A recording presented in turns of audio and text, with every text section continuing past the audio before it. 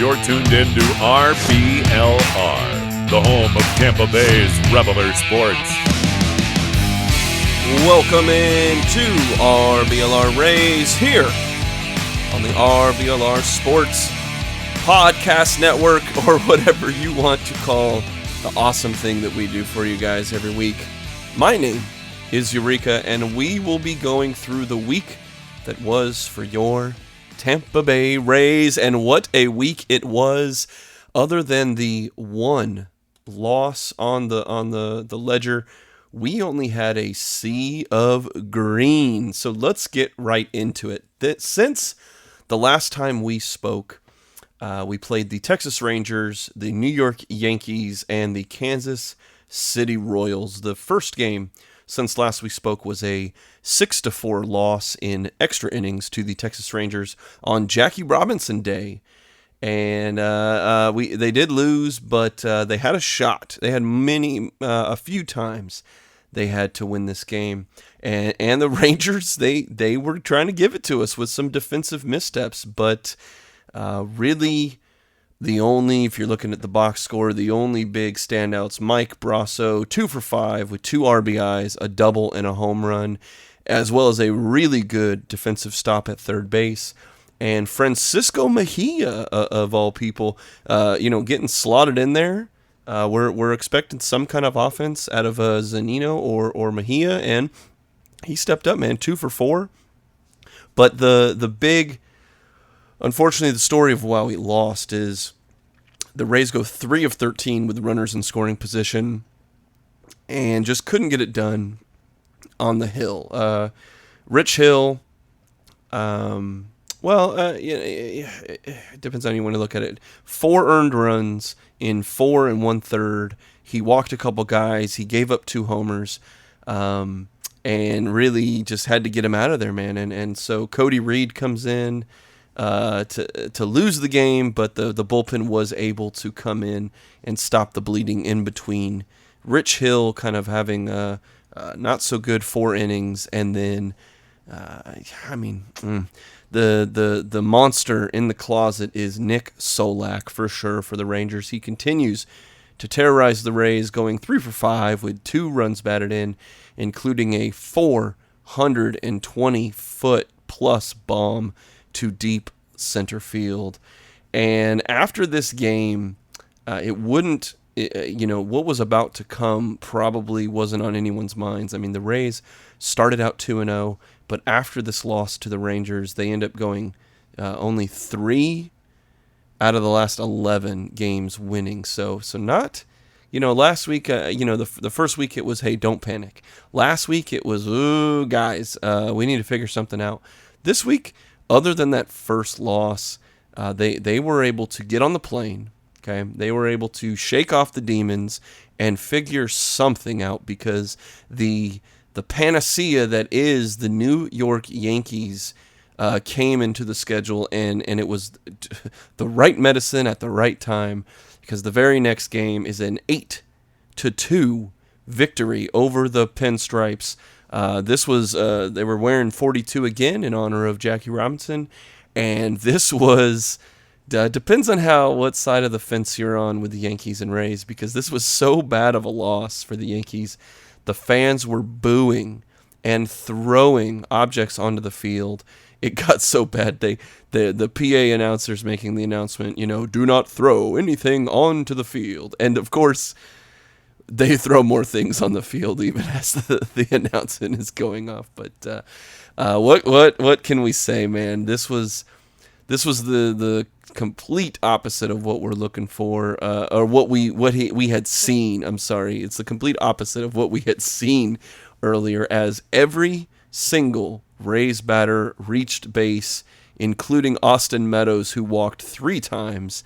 The Yankees looked really bad on defense. There were multiple double plays that they missed.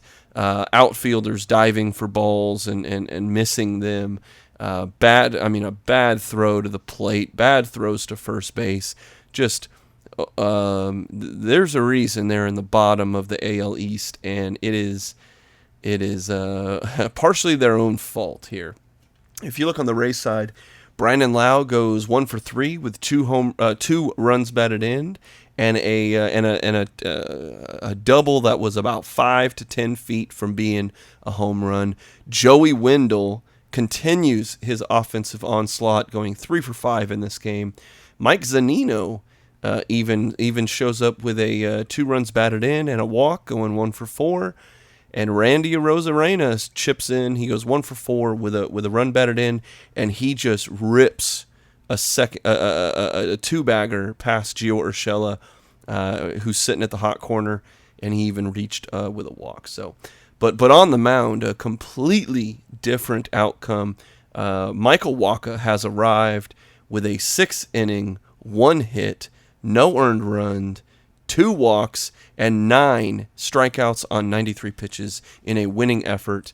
Other than Trevor Richards giving up a 2-run Giancarlo Stanton home run, only Gleyber Torres, Stanton, and Gio Urshela got hits on the day. And then after Wacha and after Richards, you still had Hunter Strickland, who finishes the day with 2 strikeouts in the 9th. And this was fun. This was the game that kind of needed to wash the stank off and going to show this is what we can do when we're good on the mound, and when everyone shows up, they are going to win. And unfortunately, against a team like New York, they're going to win handily. So the very next game against the Yankees was also a multi-run win, 6-3. The good guys beat the Pinstripes.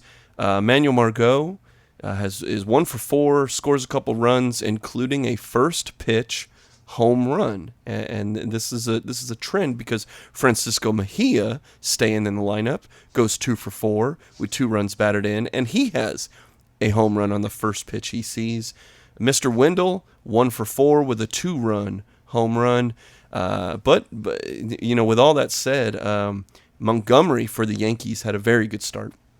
The Yankees pitcher goes 6 innings, only giving up 2 hits and 7 strikeouts, and he left the game with the score only being 3-1, and he'd only given up, those 2 hits, unfortunately, were the Margot home run for 2 runs and the Mejia home run. So it's a big only then, but only those 2 homers were the only things that Montgomery had given up. On the other side, though, Tyler Glasnow, I'm trying to fit a Cy Young pun into his name, but Cyler I'm figuring it out. But he goes 5 innings, gives up 2 hits, 7 strikeouts, 1 earned run, and walks 4 guys. Now it doesn't. That stat line alone doesn't really show the gritty performance that he put in. This was not his best day. He was fighting. Multiple base runners. He was fighting, but every time he got into a jam, he was able to get out of it, including him cramping up in the 5th inning. But what does my guy do? Like a legend, chugs a Gatorade, gets a strikeout, gets out of the inning. So at the very end, Diego Castillo comes in, gets the save with 2 strikeouts. So Glasnow, gritting it out on the mound. Margot, Mejia going deep, Mr. Wendell hitting another home run. I mean, it's another solid day at the ballpark for the good guys. The Flappy Boys then were looking for the broomsticks. They complete the sweep over the Evil Empire. It's another performance where the Yankees have a good pitch. I mean, they have Garrett Cole on the mound for this game, and Garrett Cole goes 6 1/3, 10 strikeouts, and only giving up 2 earned runs in the game. But once you take him out, it's all over. So as far as the box score, Yandy Diaz, 1 for 3 with a ribby and a walk. Manuel Margot, 0 for 3. However, he was the person that put the Rays in the lead with a sacrifice fly against Garrett Cole to take a 2-1 lead. Joey Wendell, here you go, there goes that man again, 2 for 3, including a first pitch home run. Yoshi Satsugo even shows up off. He was the last batter that Cole faced. Satsugo goes 1 for 4 with a run batted in, hitting a double off of Cole in the 7th inning to break the tie. and inevitably the Rays would win the game. But on the bump for the Rays was Andrew Kittredge as the opener. He goes 1 2/3 with 3 strikeouts, and he gives up a home run to Giancarlo Stanton, and that is the only earned run he gives up. But then Ryan Yarbs comes in for 5 innings, 2 hits, 1 earned run, 2 walks, and 4 strikeouts in a winning effort. And then, of course, Diego Castillo comes in, strikes out 2. Then Jeffrey Springs gets 1 strikeout in 1 inning to finish the game, and that is the sweep, man. And how sweep it was. It's a phenomenal effort overall for the Rays. It's exactly what they needed. You know, they had lost all those games to the Rangers, and it's kind of being up and down. And yeah, there's some good performances, but we just weren't seeing the wins in the win column. But 3 straight against the bottom dwelling Yankees at this point is exactly what they needed. So the last couple games of the week were against the Kansas City Royals, as the first one is a 4-1 win. And this is a really weird game. The first run that the Rays were able to get was off of an error. Actually, it's multiple errors on the same play where the first baseman, gets a pop-up straight to first base. He barely had to even walk for it, and he whiffs it. I mean, the ball only nicked his thumb. It didn't even barely. It barely hit his thumb, but it was nowhere near being caught. So it bounces. Now we're scrambling. The first baseman gets the ball. There was a runner at first base, so now he's trying to force out at second and just chucks it right over his head. Now the ball's in the outfield, and there was a runner that was able to score on the play, and so it's just Keystone Cops kind of stuff going on here. If you look at the box score, the only good standout performance was Kevin Kiermaier, who went 2 for 4 with 2 runs batted in, including a blooper off of the Kansas City Royals pitcher, Danny Duffy, who is absolutely killing it. Duffy, man, this is his 3rd start of the season, but he goes 6 innings pitched, only gives up 4 hits. He gives up 2 runs, but none of them are earned runs. He walked a couple guys, and he had 8 strikeouts, including his 1,000th for his career. So this was a pretty tough matchup for the Rays, and in fact, a ton of strikeouts. Brandon Lau, man, not a good game for Mr. Lau. 0 for 5 with 3 strikeouts, and Manuel Margot goes 0 for 3 with 2 strikeouts. He does get on base, but the only Rays that didn't strike out were Joey Wendell, Willie Adames, and Kevin Kiermaier. Those are the only guys that didn't strike out in this game. But getting a couple weird, Kevin Kiermaier's getting a couple ribbies. There was that weird, kind of fluke play, and bad defensive play that scored a run. And that's pretty much all the Rays needed, because they got a really good performance on the mound from multiple people. Got to shout out Josh Fleming, who kind of got thrown in to the starting role here. He's a Missouri hometown boy, so this was a nice little homecoming for Josh Fleming. He had about 40 or 50 friends and family in the stands, and even got to rib on his buddy Salvador Perez of the Royals. He had a little bet with Salvador Perez. Perez lost a bet on the Super Bowl that, of course, our hometown Tampa Bay Buccaneers won. And so Mr. Perez of the Royals lost the bet and had to wear and have photos taken of him wearing a number 12 pewter and red Tom Brady jersey right before the game. It was pretty fun thing. And then Fleming, after all that hugs and high fives and laughs, all he did was put in 5 1/3 innings, only gives up 2 hits, no runs, 3 strikeouts on 65 pitches, and gets the win. But after Fleming leaves, Ryan Thompson comes in, goes 1 2/3. Hunter Strickland throws a little, and Chris Mazza, who was kind of the scapegoat last week, although he kind of got thrown into the fire really quickly. but he gives up a run in the ninth. But other than that, was getting back on track, and the Rays were able to finish it out 4-1.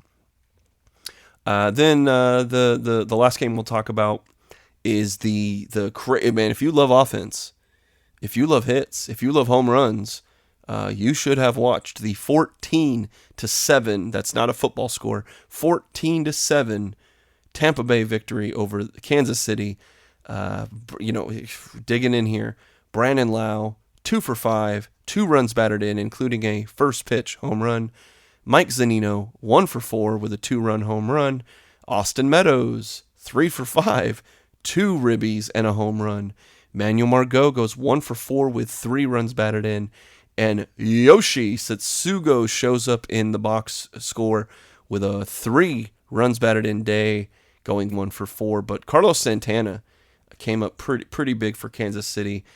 Kansas City scored 7 runs, so obviously they had a few standouts. But man, the real story here, other than the gigantic offensive output of the Tampa Bay Rays, was that Rich Hill did not have a good day at the office. He only lasted, and again, Rich Hill didn't have a good game against Texas to begin, and now coming into Kansas City, he goes 2 innings. He gives up 4 earned runs on 4 hits, 1 walk, and he only struck out one guy. He struck out one guy in 2 innings. But Andrew Kittredge was able to come in and right the ship. He had 1 inning pitched, but no walks, no hits.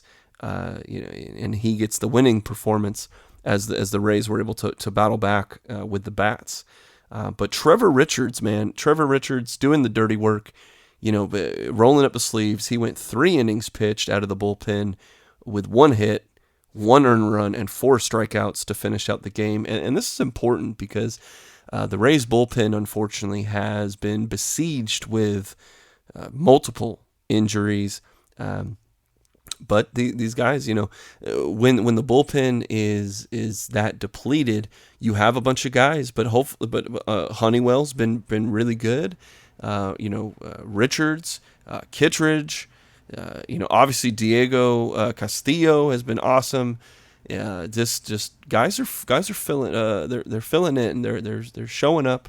But if we're taking a look at big trends overall, it was the bats, man. What are you gonna say? I mean, you had multi-run games the whole time. I mean, 4 runs and a loss, 8 wins, 6 wins, 4 runs, 4 runs, and 14 runs overall throughout the whole week. Only losing one of those games in extra innings.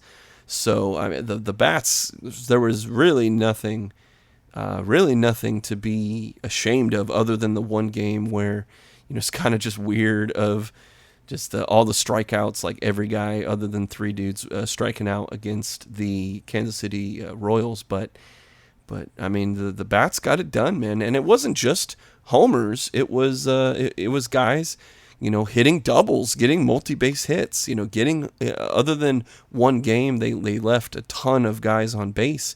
If you get on base, someone's knocking you home with a single or a double. It isn't just the long ball. However, it's also been the long ball. Like there's been, you're looking at Brandon Lau, Zunino, Meadows, Wendell, just going off and going nuclear into the stands.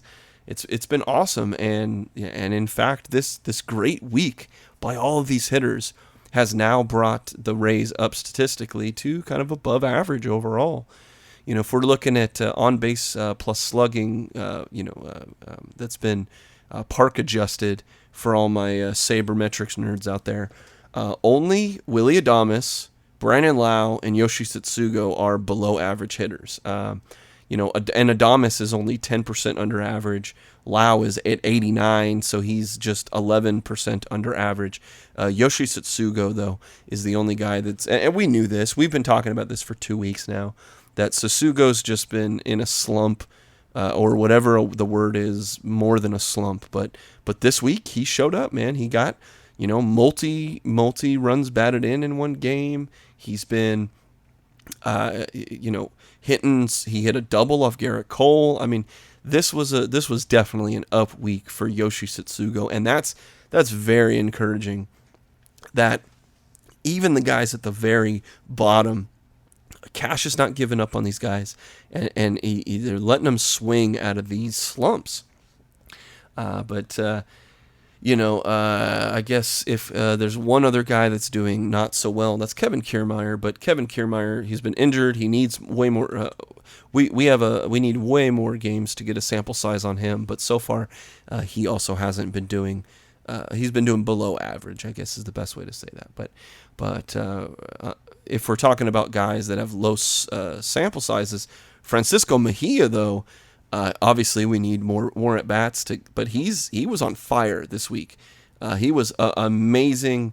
At least a couple games that he came with his hitting shoes on and brought it. So good for Mejia and good for the Rays. I mean, even Zunino had a pretty solid game where he got a couple hits, but if Mejia can come in and really do well at the plate, he's going to get a lot more playing time behind the mask. So I guess our number one hitter of the week, or at least for this season too, Joey Wendell. Man, what more can you say about Joey Wendell other than he's doing pretty well. He's doing pretty well. My guy Joey is in the American League top 10 in batting average, slugging percentage, OPS plus, runs, hits, doubles, and runs batted in. So if you want to use old school metrics or you want to use current day Sabre metrics, all signs point to Joey Wendell being an absolute boss right now. He's killing it in the these first 3 weeks of the season, and overall, man, I'm trying to think of what I could really attribute this hitting surge, because they did face Danny Duffy, they did face Garrett Cole, they did not go out and face kind of the bottom of the rotation pitchers. They were getting it done, and one of the big things that I've kind of alluded to this whole 20 minutes or so is first pitch or 0-2 swings, that these guys are just getting aggressive. Now, these early pitches are getting smashed. You're getting first pitch. Multiple first pitch home runs. Brandon Lau, Joey Wendell, Francisco Mejia, Manuel Margot. I mean, all these guys getting first pitch home runs, and even 0-2 swings just being obliterated. So you are seeing more strikeouts. Obviously, there was one game where most of the team struck out, and Arozarena is in the leaderboard of strikeouts in the American League. But it's this aggressiveness that maybe teams are going to figure out. But if you throw anywhere near the strike zone in the first couple pitches, the Rays are going to swing, and they're swinging hard. So that's been a really good change that they've had. I don't know if it's the hitting coach or Cash, but that's been a little bit of a difference that I've seen this week. But also on the mound, man, the pitching has been getting it done. Even with injuries, look, Nick Anderson's out, Fairbanks is out, Chaz Rowe is out, Colin McHugh is now out. And really, if you look at the team, only Ryan Thompson and Diego Castillo are the only kind of mainstays from last year that are in the bullpen. But Waka, Glasnow, Yarborough, even Fleming, just they did well. There weren't any freak outings like last week, and other than Rich Hill, which we'll probably have to have a talk about soon, but other than Rich Hill, there haven't been any down performances. So now, of course, it depends on how you look at the Yankees. If you think the Yankees are trash, other than a couple guys, then yeah, okay. But and if you think that the Rangers are just really good, and as well as the Royals, and that's Rich Hill just kind of ran into a buzzsaw. But other than those, there haven't been any real down performances. So the last little morsel that I'll give you is that defense wins games, and maybe the Rays got a little lucky this week. If I'm putting my non-homer hat on. It was the Rays. They did their job with multi-hits and runs batted in, but they got a lot of help this week from a very bad defensive Yankees team.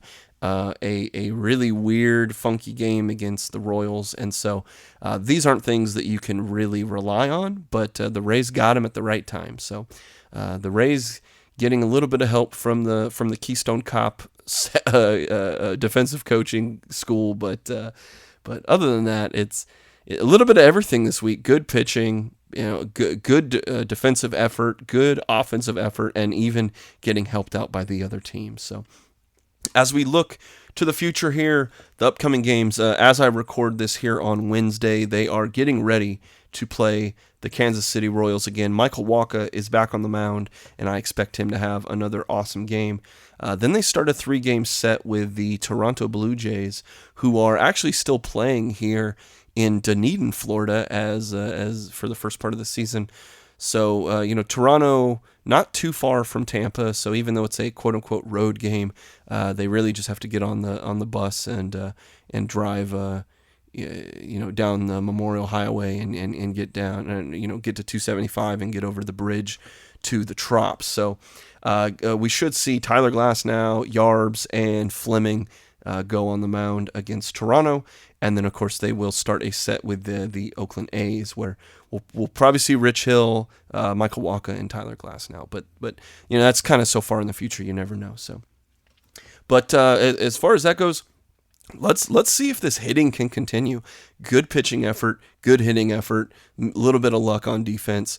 But I'll take it, and that's a lot of wins, a lot of green, and not so much red on the ledger. So that'll be it for us. I guess the last thing I'll ask you is that wherever you're listening to this, wherever you're hearing my voice, if it's on YouTube, if it's on Spotify, Stitcher, Apple Podcasts, you name it, hit that subscribe button.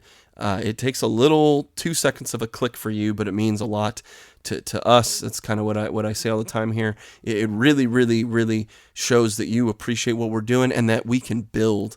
And so when more people come in for the first time, they see that there is a active and awesome listenership here. So the other thing you could do is interact with us. We're on social media. I'm posting scores every game for the Rays, the Lightning. The Rowdies start their week next week. I'm glad to announce that we do have Rowdies coverage. We've got some very, very awesome and passionate guys that are covering the Rowdies for us, and we'll have their first show next week getting ready for the Rowdies. So the NFL draft is only a couple days away. We have our Bucks coverage, Mikey and Musab. Yesterday we just put out a Lightning podcast with Chris. So whatever you're into, we have it here at RBLR Sports. So for everyone here at RBLR, we say thank you. Follow us on Instagram, Twitter, Spotify, you name it, Facebook. We are at RBLR Sports. Give us that like. Give us a subscribe. I'm pumped up. This was a great week for the Rays. Can't wait to do this again with you next week. So last thing I'll say is go Rays. Good night. And we'll see you next week. Thank you for tuning into this presentation by RBLR Sports. On your way out of the stadium, please remember to like and subscribe.